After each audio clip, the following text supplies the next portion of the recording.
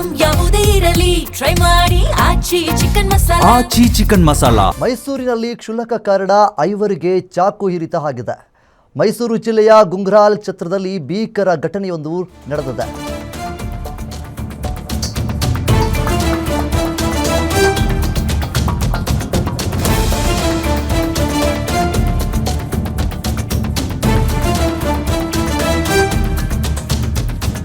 ಮೈಸೂರಿನಲ್ಲಿ ಕ್ಷುಲ್ಲಕ ಕಾರಣಕ್ಕೆ ಐವರಿಗೆ ಚಾಕು ಇರಿತ ಆಗಿರುವ ಘಟನೆ ಒಂದು ಸಂಭವಿಸಿದೆ.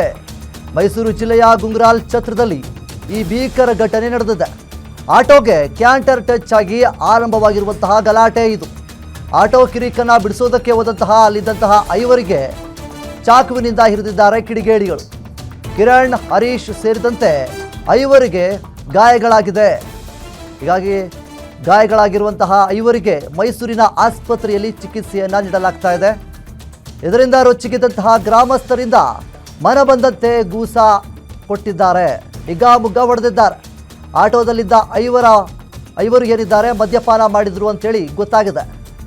ಐವರಿಗೆ ಗೂಸ ನೀಡಿ ಪೊಲೀಸರಿಗೆ ಒಪ್ಪಿಸಿದ್ದಾರೆ ಗ್ರಾಮಸ್ಥರು. ಸ್ಥಳಕ್ಕೆ ಪೊಲೀಸರು ಭೇಟಿ ನೀಡಿ ಪರಿಶೀಲನೆಯನ್ನು ಕೂಡ ನಡೆಸಿದ್ದಾರೆ. ಈಗಾಗಲೇ ಇಲವಾಲ ಪೊಲೀಸ್ ಠಾಣೆಯಲ್ಲಿ ಪ್ರಕರಣ ಕೂಡ ದಾಖಲಾಗಿದೆ.